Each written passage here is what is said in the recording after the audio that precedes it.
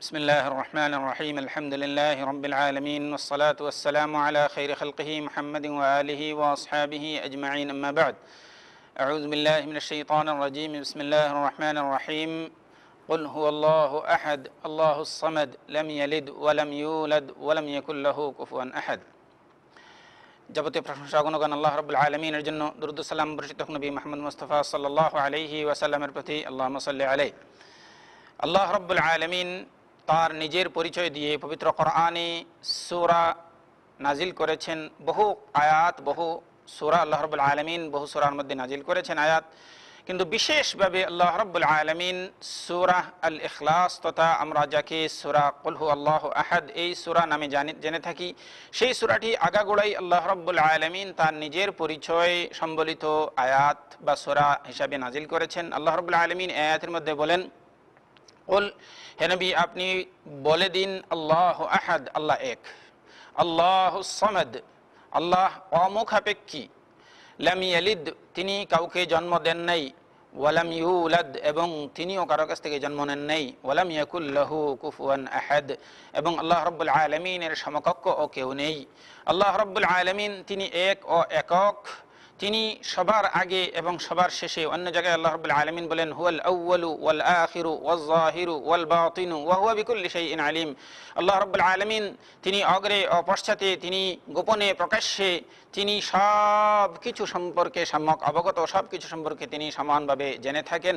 আল্লাহ রাব্বুল আলামিন তিনি এই বিশ্বজাহানের স্রষ্টা, আল্লাহ রাব্বুল আলামিন এই বিশ্বজাহানের মালিক, আল্লাহ রাব্বুল আলামিন এই বিশ্বজাহানের একমাত্র নিয়ন্ত্রণকারী, আল্লাহ রাব্বুল আলামিন বিশ্বে যা কিছু আছে সব কিছুর রিজিক দাতা।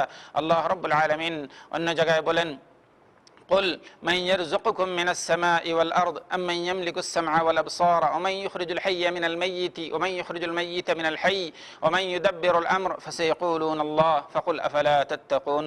قل হে নবী আপনি বলে দিন, কুল মান ইয়ারযুকুকুম মিনাস সামাই ওয়াল আরদ, আসমান ও জমিন থেকে তোমাদের জন্য রিজিকের ব্যবস্থা কে করে থাকে। আম্মান ইয়ামলিকুস সামআ ওয়াল আবসার, তোমাদের চক্ষু ও কর্ণের মালিক কে।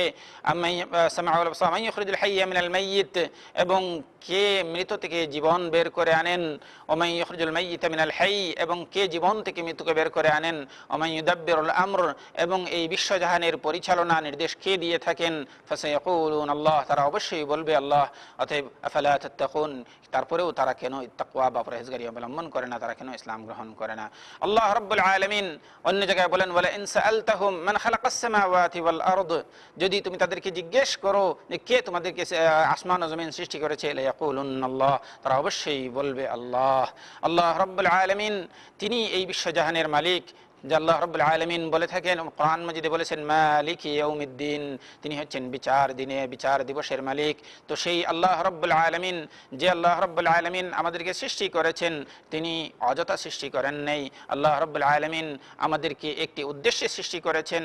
আল্লাহ রাব্বুল আলামিনকে স্রষ্টা মেনে নিয়ে আমরা যদি তার বিধানকে মেনে তার উদ্দেশ্যকে, যে উদ্দেশ্যে তিনি আমাদেরকে সৃষ্টি করেছেন সেই উদ্দেশ্যকে বাস্তবায়ন করি, যেটা আল্লাহ রাব্বুল আলামিন অন্যত্র কোরআনে বলেছেন যে ওমা খালাকতুল জিন্না ওয়াল ইনসা ইল্লা লিয়াবুদুন, আমি জিন ও ইনসানকে শুধুমাত্র আমার ইবাদতের জন্য সৃষ্টি করেছি।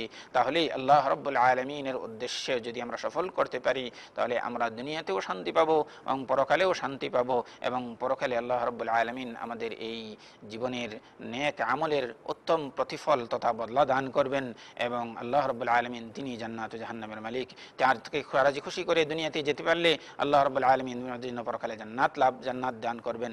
আর যদি তাকে অসন্তুষ্ট করে তার যিনি যে উদ্দেশ্যে সৃষ্টি করেছেন সেই উদ্দেশ্যের ব্যতিক্রম করে আমরা যদি এই দুনিয়া থেকে বিদায় নেই, দুনিয়া থেকে সবাইকে যেতে হবে, এ ব্যাপারে কারো কোনো দ্বিমত নেই, তাহলে পরকালে আমাদের জন্য রয়েছে কঠিন আযাব, জাহান্নাম। আল্লাহ রাব্বুল আলামিন তার পরিচয় লাভ করার তৌফিক দান করেন, তার তাওহীদ তথা একত্ববাদের উপর নিজের জীবনকে পরিচালনা করার তৌফিক দান করেন, এবং শেষ জীবনে আল্লাহ রাব্বুল আলামিনের তাওহীদ নিয়ে যেন আমরা দুনিয়া থেকে বিদায় নিয়ে তার সন্তুষ্টি অর্জনের মাধ্যমে দুনিয়া থেকে বিদায় নিতে পারি। ওয়া আখিরু দাওয়ানা আলহামদুলিল্লাহি রাব্বিল আলামিন। আসসালামু আলাইকুম ওয়া রাহমাতুল্লাহি ওয়া বারাকাতুহু।